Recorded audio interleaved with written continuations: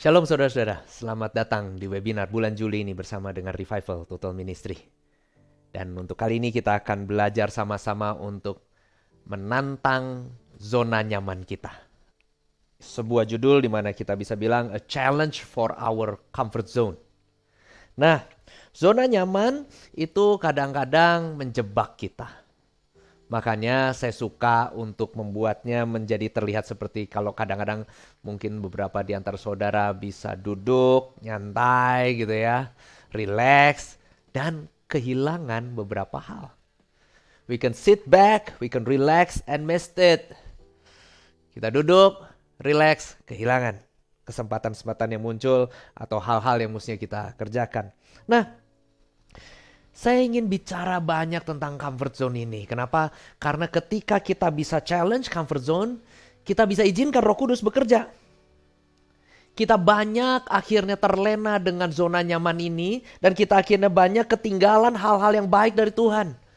Kita menunda kegerakan, kita menunda pertumbuhan, kita menunda perubahan. Dan kita nyaman untuk tinggal di dalam comfort zone ini. Dan apabila kita mau lihat apa yang Alkitab katakan soal akhir hidup kita, sementara kita belajar mengenal Tuhan, kita bisa belajar bahwa Tuhan punya satu rancangan di dalam hidup kita. Dan kita bisa kelewat loh dari rancangan ini. Kita bisa meleset dan gak masuk dalam rancangan Tuhan yang sepenuhnya ini ketika kita memiliki sifat yang seperti itu. Nyaman di dalam zona nyaman kita. Nah saudara, Allah ingin memanggil kita sebetulnya untuk masuk ke dalam kekekalan bersama-sama dengan Dia. Dia ingin di dalam hidup kita, kita bisa mendapatkan kebaikan-kebaikannya. Dan gak cuman kebaikan-kebaikan di bumi ini di saat kita masih ada di dunia ini, tapi sampai kepada kekekalan. Nah, izinkan saya mengajak saudara-saudara untuk membuka satu bagian firman Tuhan di Matius 25 ayat 14 sampai 30, tapi kita mau fokus di 14 sampai 15. Saya dorong saudara-saudara untuk bisa baca terus sepanjang yang sampai ke 30-nya. Ini cerita tentang perumpamaan. Okay? Perumpamaan tentang hamba-hamba yang dipercayakan sebuah talenta, sejumlah talenta. Nah, saya bacakan ayat 14. Sebab hal kerajaan sorga sama seperti seorang yang mau berpergian ke luar negeri yang memanggil hamba-hambanya dan mempercayakan hartanya kepada mereka. Yang seorang diberikannya 5 talenta, yang seorang lagi 2, dan yang seorang lain lagi 1. Masing-masing menurut kesanggupannya. Lalu ia berangkat. Saudara lihat di dalam ayat yang baru saya bacakan ini, ada 3 orang hamba yang masing-masing dikasih 5, 2, dan 1. Sesuai kesanggupan mereka masing-masing. Dan kalau saudara baca terus, baca cerita ini dan mungkin saudara juga udah familiar gitu ya. Ada yang dapat 5, ada yang dapat 2, ada yang dapat 1 dan masing-masing punya kisahnya masing-masing. Yang 5 menghasilkan 10, yang 2 menghasilkan 4, yang 1 menguburnya. Nah saya tidak mau bahas tentang bagaimana yang menguburkannya dan segala macamnya. Tapi saya pengen ajak saudara-saudara untuk melihat di Matius 25 ayat 23 yang saya highlight di situ di bawah terakhir. Masuklah dan turutlah dalam kebahagiaan Tuhanmu. Ketika hamba-hamba yang dapat 5, dapat 2, mereka memultiplikasikan talentanya, mereka akhirnya mendapatkan sebuah penghargaan, sebuah undangan untuk masuk dan turut di dalam kebahagiaan tuannya. Nah, Tuhan tuh punya tujuan untuk memberkati kita sampai ke penghujung hidup kita. Suatu upah yang gak cuma ada di bumi ini, tapi sampai kekal, yaitu masuk dalam sukacita sang Tuhan. Kalau saudara perhatikan di Lukas 19, cerita yang sama dipakai katanya itu bukan talenta tapi mina. Dan ahli Alkitab tuh pada sepakat bahwa ada kesamaan makna dari perumpamaan Tuhan Yesus yang di Matius dan yang di Lukas. Sekalipun reward yang dijelaskan di sini berbicara mengenai jumlah kekuasaan kota. Tapi poinnya tuh begini, mau itu sukacita atau itu penguasaan atas kota, keduanya adalah upah yang dijanjikan di kekekalan. Dan saudara, waktu kita jalanin semuanya supaya kita mengejar penghargaan itu. Kita mengembangkan talenta kita, kita lakukan yang terbaik yang kita bisa lakukan buat Tuhan. Ada harga yang harus dibayar. Ada usaha-usaha pengorbanan yang harus dibayar. Tapi saya percaya it's all worth it. Amin. Saudara bisa, karena ini webinar, saudara bisa taruh di komen di Zoom saudara untuk bilang bahwa yes, amin, it's worth it. Nah, kita semua setuju kan hal-hal ini? Saudara, mari kita bahas dulu sekarang. Comfort zone itu apa sih? Oke. Apa sih yang dimaksud dengan zona nyaman? Nah, menurut Kamus Oxford, kita bisa belajar bahwa zona nyaman adalah suatu tempat atau suatu situasi di mana Anda merasa aman atau nyaman, dan saya highlight di sini, terutama ketika Anda memilih untuk tetap dalam situasi ini daripada berusaha bekerja lebih keras atau mencapai lebih banyak. Saya punya satu cerita untuk menggambarkan sebuah kondisi zona nyaman ini dari cerita hidupnya Pak Andreas. Pak Andreas tuh dulu kalau makan itu susah. Itu nurun ke saya, nurun ke anak saya. Pilih-pilih makanan. Oke. Nah, Pak Andreas tuh gak suka gulai kambing. Satu kali dia bersama dengan teman-teman satu kelasnya, ditemani oleh wali kelasnya. Mereka mengadakan road trip, naik sepeda sepanjang jalan di Jawa Timur atau Jawa Tengah. Setahu saya Jawa Tengah. Mereka satu kelas pergi beriring-iringan, naik sepeda berkilo-kilo dari satu kota ke kota lain. Dan di situ Pak Andreas banyak dibentuk, mentalnya banyak dibentuk. Zona nyaman yang selama ini dia selalu diemong, selalu dirawat oleh oma saya, oleh Nana, dan diberi makanannya yang dia suka saja gitu ya. Sekarang dia harus keluar dari zona nyaman. Kenapa? Karena ikut sebuah rombongan yang gak bisa dia tawar. Satu kali dia sempat berhenti karena mereka udah bersepeda jauh, lama, panas, dan sudah waktunya makan siang dan mereka kelaparan. Mereka sampai ke satu warung, kalau nggak salah sudah mandi gitu ya, udah istirahat segala macam. Mereka sampai ke satu warung yang menjual gulai kambing. Pak Andreas nggak pernah makan kambing seumur hidupnya. Dia nggak suka bau kambing dan lain-lainnya. Tapi karena hari itu nggak ada makanan lain, nggak ada tukang jualan makanan lain selain si tukang gulai kambing itu. Akhirnya dia dengan berat hati, dia ambil mangkoknya, dia bayar, dia beli. Dan dia makan. Setelah suapan pertama gulai kambing itu dia icip. Waduh, dia bilang nyesel sekali. Kenapa enggak dari dulu dia makan gulai kambing? Dia terlalu nyaman dengan satu zona yang diciptakan oleh nenek saya, oleh ibunya Pak Andreas. Sampai akhirnya dia enggak pernah merasakan kenikmatannya gulai kambing.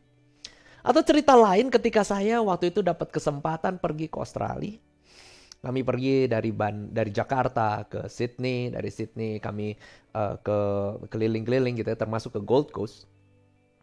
Dan di Gold Coast itu kami sewa mobil, saya bersama mertua, bersama dengan istri dan anak 2. Itu pengalaman pertama kali saya menyetir mobil di luar negeri.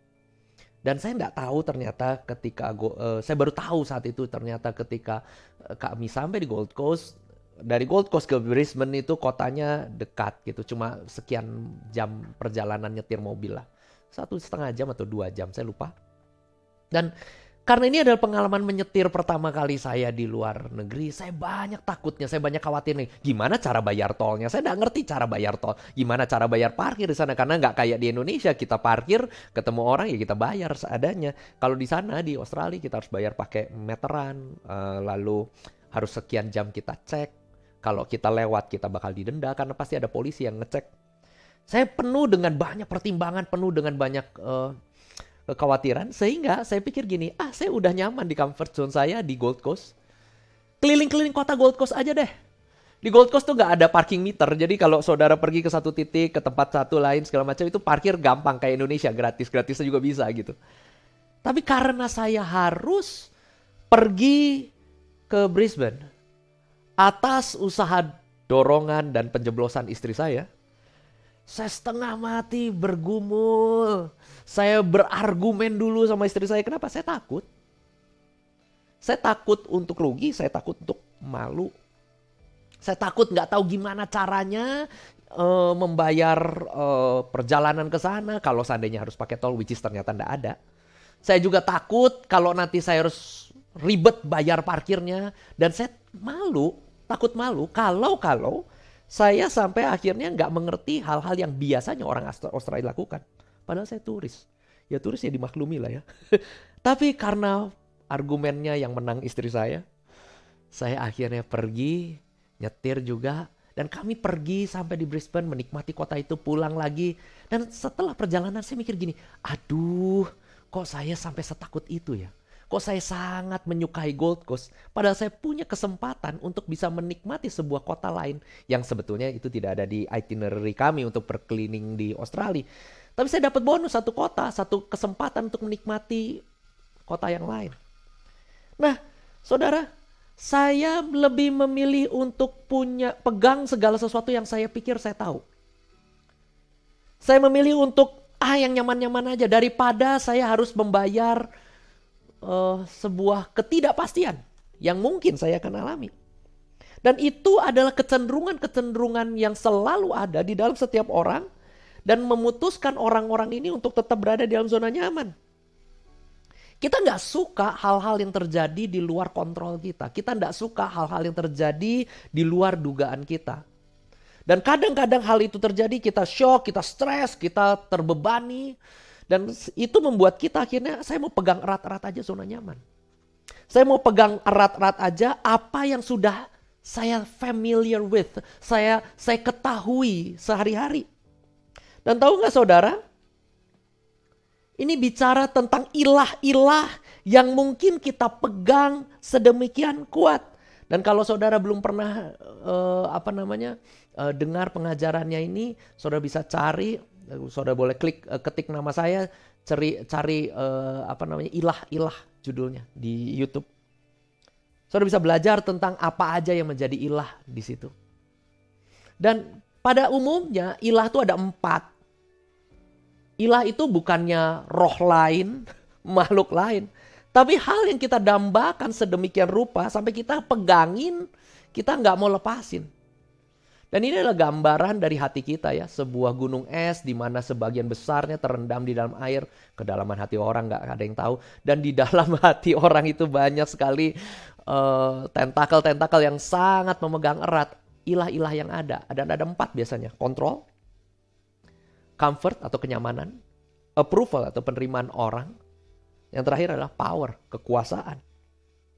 Nah, zona nyaman itu adalah zonanya ilah kontrol. Intinya kita tuh pilih nyaman karena takut akan 2 hal yang tadi saya sebutkan. Takut malu, takut rugi. Kita nggak bisa kendalikan situasi yang berpotensi mempermalukan kita atau merugikan kita. Dan ketika kita pegangin ini, kita sedang mendewakan ilah kontrol ini. Padahal saudara, pertumbuhan terbaik terjadi waktu kondisi kita tidak nyaman. Banyak hal yang dapat kita capai kalau kita mau keluar dari kondisi yang kita pertahankan sedemikian rupa. Nah, sekarang gini. Oke, Pak Yos, saya setuju. Kalau mau numbuh harus keluar dari zona nyaman. Harus berani bayar harganya. Harus berani malu. Harus berani rugi. Oke. Tapi gimana kalau sampai akhirnya harganya terlalu mahal. Harganya nggak bisa dibayangkan sampai membuat saya mati. Atau saya punya gambar berikutnya ini ya. Keluar dari zona nyaman tuh seperti ikan dikeluarkan dari akuarium dan suruh hidup di dalam udara terbuka.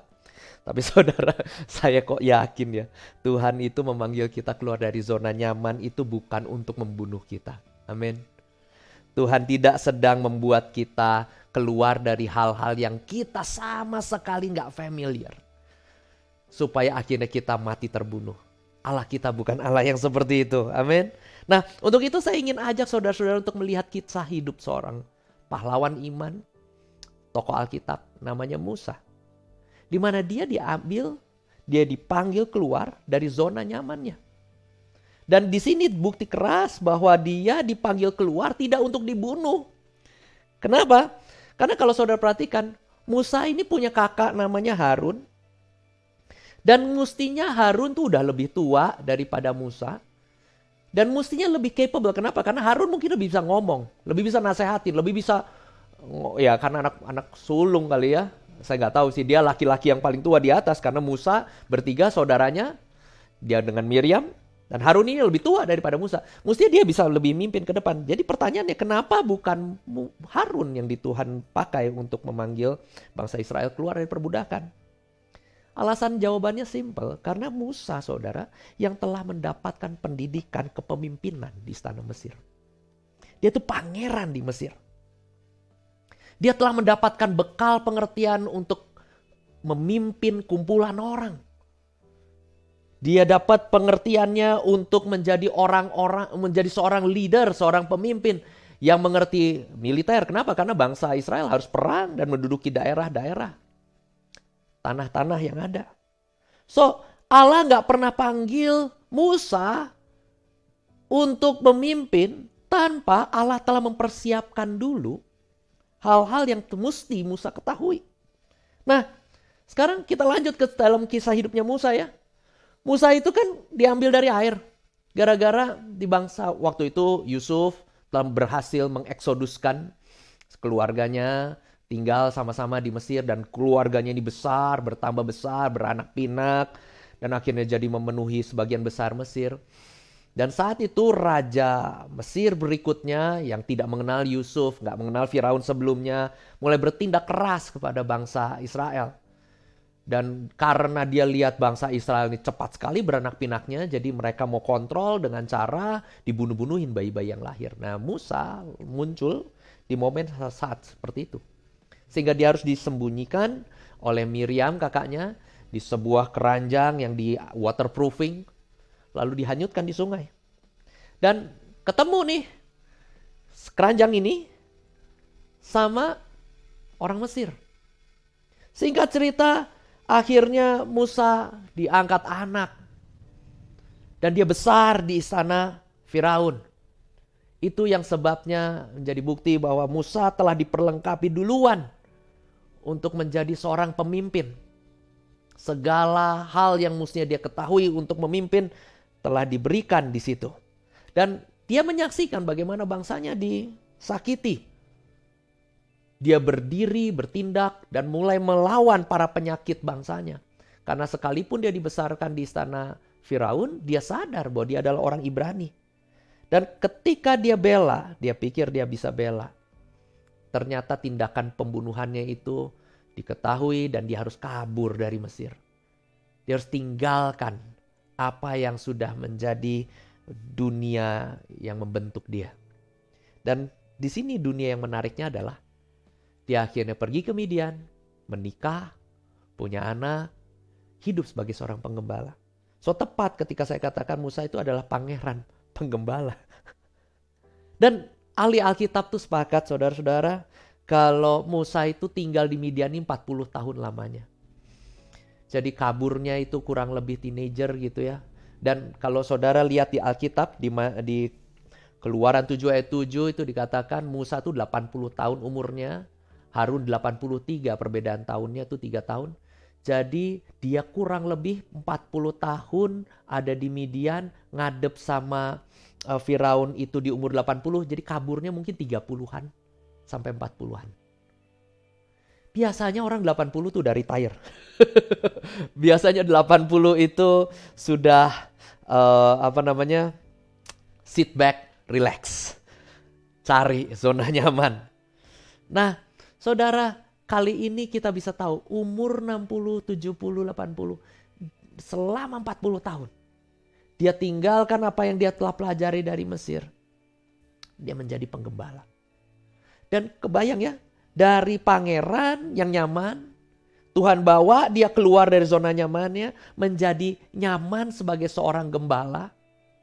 Dan untuk cukup waktu yang lama loh, 40 tahun itu bukan waktu yang sebentar. Dia nyaman jadi gembala. Dia taunya cuma hidup dengan pola yang teratur. Pagi-pagi mungkin keluar, bawa semua domba-dombanya merumput, bawa semua domba-dombanya cari air, kembali lagi, masukin kandang, pulang ke keluarganya. Hidup yang sangat teratur. Paling ketegangan yang ada kalau ada binatang buas. Dan saya yakin Dia juga sudah tahu daerah-daerah penggembalaannya, karena Midian itu saat itu juga bukan cuma sebuah tempat padang gurun belantara liar gitu, enggak. Tapi ada perputaran ekonomi di sana. Ada kumpulan orang-orang, ada desa.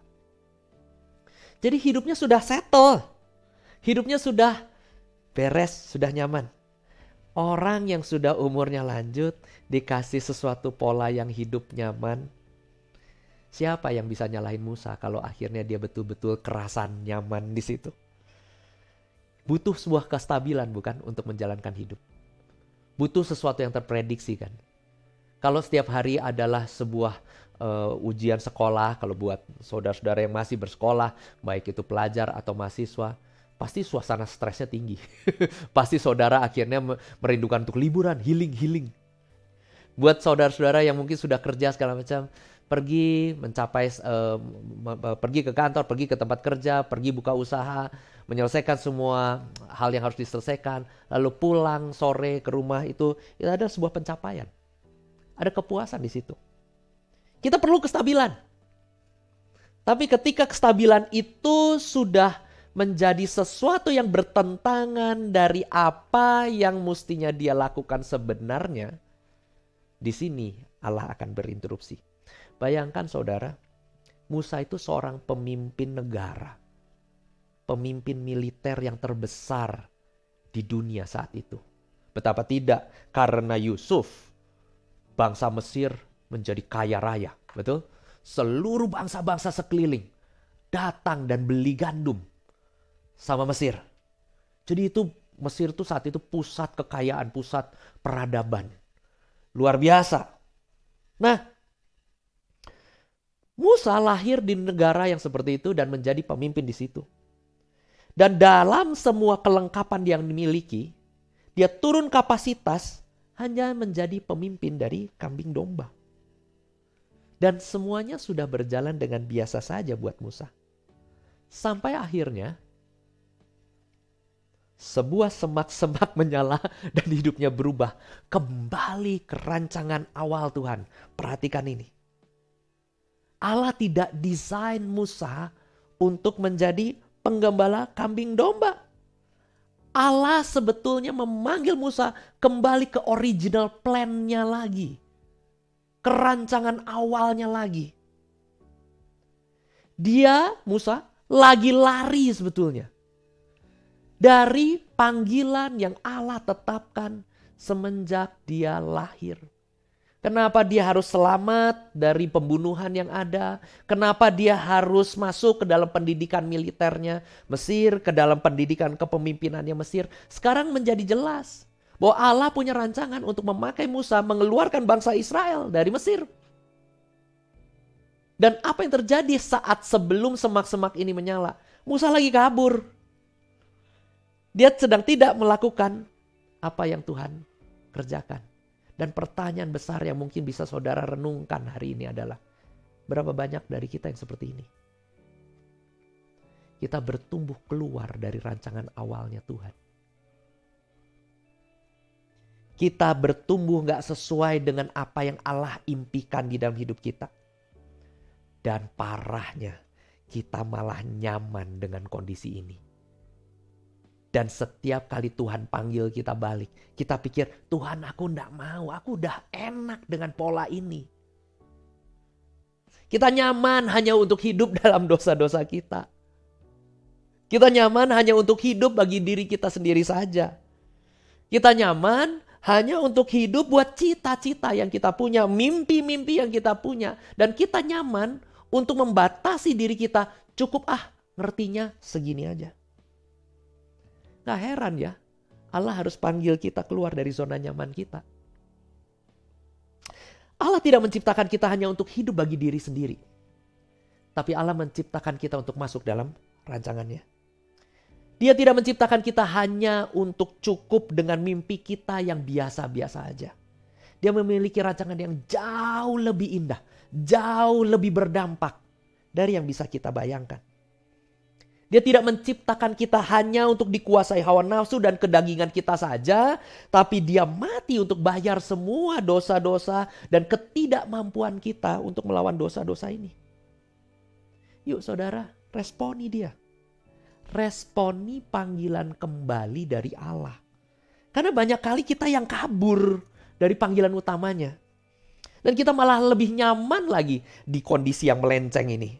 Makanya Allah panggil kita, yuk keluar dari comfort zone, keluar dari zona nyaman, keluar dari apa yang kita tahu selama ini. Karena mungkin saudara, yang kita tahu selama ini bukanlah rancangan Allah. Kita suka bayanginnya Tuhan memanggil kita dari zona nyaman itu, padahal semuanya udah settle, padahal semuanya udah baik. Kenapa sih Tuhan harus goncangkan? Kenapa sih Tuhan harus keluarkan? Saudara belum tentu loh. Yang saudara sedang lakukan itu adalah sebuah final destination yang Tuhan mau. Sebuah tujuan akhir yang Tuhan mau. So kembali ke Musa. Jadi sekitar umur 80 tahunan, Tuhan panggil dia keluar dari comfort zone. Dan dia bawa bangsa Israel keluar dari Mesir. Dan di akhir hidup Musa kita bisa sama-sama tahu bahwa dia mendapatkan predikat sebagai orang yang setia atas segala rumahnya. Itu ditulis di Ibrani 3 ayat 5 dan Musa memang setia dalam segenap rumah Allah sebagai pelayan untuk memberi kesaksian tentang apa yang akan diberitakan kemudian. Saudara tahu nggak? Title atau jabatan atau predikat yang diberikan kepada Musa seperti ini adalah sebuah predikat yang ada sampai kekal. Nanti saudara ketemu sama Tuhan, kembali ke kekekalan itu. Saudara cari Musa. Tahu nggak pangkatnya dia apa? Hamba yang dikenal sebagai orang yang paling setia di antara semua rumahnya Tuhan. Itu tuh saudara akan temuin loh. Itu adalah sebuah jabatan kekal. Kemana-mana Musa pergi di kekekalan, dia dihormati sebagai hamba Allah yang paling setia. Tahu nggak saudara, predikat ini diberikan kepada Musa, nggak akan nyampe ke Musa kalau dia nggak keluar dari comfort zone dan masuk ke dalam panggilan Allah yang sesungguhnya. Tuhan panggil Musa supaya Musa terima rewardnya, upahnya. Dan begitu juga dengan Tuhan Yesus. Di Filipi 2 ayat 6-8 dikatakan begini. Yang walaupun dalam rupa Allah tidak menganggap kesetaraan dengan Allah itu sebagai milik yang harus dipertahankan. Melainkan telah mengosongkan dirinya sendiri dan mengambil rupa seorang hamba dan menjadi sama dengan manusia. Dan dalam keadaan manusia ia telah merendahkan dirinya dan taat sampai mati. Bahkan sampai mati di kayu salib. Tuhan Yesus meninggalkan semua kenyamanan dirinya sebagai anak Allah. Dia tidak perlu mati buat kita. Tapi dia pilih untuk tanggalkan semuanya. Mati bagi saudara dan saya. Dan apa yang Tuhan Yesus dapat dari itu? Di Filipi 2 ayat 9. Dikatakan begini, itulah sebabnya Allah sangat meninggikan dia. Tuhan Yesus ditinggikan sedemikian rupa. Dan dikaruniakan kepadanya nama di atas segala nama. Tuhan Yesus tidak akan dapat nama di atas segala nama kalau dia tidak taat dan turun. Jadi dari dua contoh ini, dari Musa dan dari Tuhan Yesus. Allah lagi menggambarkan begini. Kalau engkau keluar dari zona nyamanmu, tahu gak? Aku desain hidupmu untuk sebuah upah di ujung. Aku rindu memberikan yang terbaik bagimu. Sebuah reward yang diberikan kepada kita. Supaya dari sini kita memiliki pengharapan bahwa kita juga akan terima ini. Allah merancang hidup kita, di ujungnya adalah hal yang baik. Apakah menurut saudara kita akan menerima upah apabila kita tidak mengerjakan bagian kita? Tentu tidak. Ada satu quote, saya kemarin ketemu sama pembicara ini. Saya dapat berkat waktu dia ngomong, kita makan malam sama dia. Dia ngomong gini, ngikut Tuhan tuh bayar harga. Tapi lebih mahal harga yang harus dibayar kalau kita pergi meninggalkan panggilan Tuhan. Masuk dalam panggilannya Tuhan, of course, kita akan bayar harga. Zona nyaman kita akan ditantang. Zona nyaman kita akan digoncangkan. Tapi saudara, bayaran untuk tidak masuk dalam rancangan Tuhan itu jauh lebih besar. Nah, Tuhan ingin memberikan kita suatu upah yang kekal.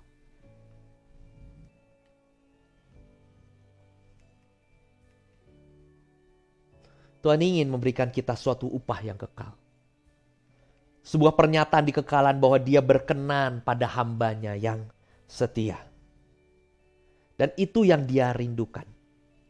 Kita dihadapkan pada pilihan. Kita akan dapat reward seperti ini, atau kita akan memilih untuk bersantai, tetap pada kondisi nyaman, dan kehilangan kesempatan mendapatkan upahnya. Yuk saudara, cek hidup kita. Apakah zona nyaman kita saat ini sebenarnya melencengkan kita menjauh dari gambaran yang sudah Allah tetapkan semenjak mulanya? Cek apakah kita sedang berada di kondisi di mana kita nyaman akan hal ini.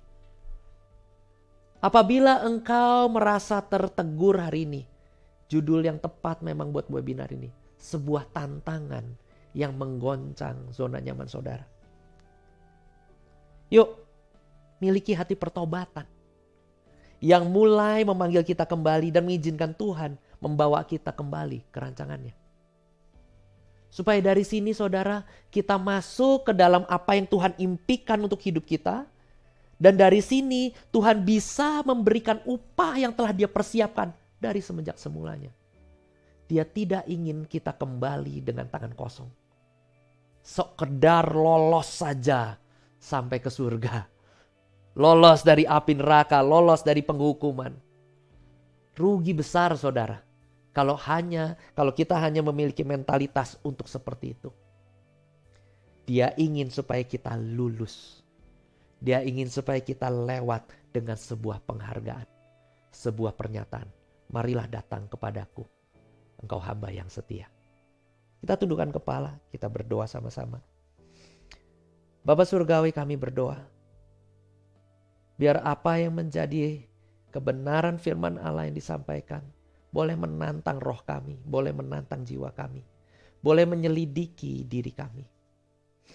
Jangan-jangan kami ini lagi cuma seneng dengan berpindahnya, melencengnya kami dari rancangan-Mu. Kalau kami takut untuk bayar harga, kalau kami takut untuk dapat malu, ketika kami harus keluar dari zona nyaman kami berdoa Tuhan, buat kami melihat pengharapan akan upah yang Kau sediakan itu jauh lebih memuaskan. Kami boleh disadarkan bahwa Engkau bermaksud baik, Engkau tidak sedang mau membunuh kami, tapi Engkau mau berbuat baik bagi kami. Biarkan kami memberi diri untuk diubahkan, memberi diri untuk dipanggil masuk ke dalam rancangan-rancangan-Mu. Dan kami boleh keluar dari apa yang menjadi pola yang kami tahu. Izinkan Roh Kudus mengecek hati kami ya Tuhan. Kalau kami punya pola sehari-hari kami, yang itu saja. Dan kami tidak memenangkan jiwa, kami tidak memuridkan, kami tidak berdoa bagi jiwa-jiwa. Padahal Engkau panggil kami untuk menggembalakan, memuridkan, membaptis orang-orang. Buat hati kami boleh meresponi Engkau. Mari Tuhan, bekerjalah di dalam hati kami. Sehingga pertobatan datang karena kuasa anugerah-Mu. Di dalam nama Tuhan Yesus kami berdoa. Semua yang percaya katakan amin. Tuhan Yesus memberkati.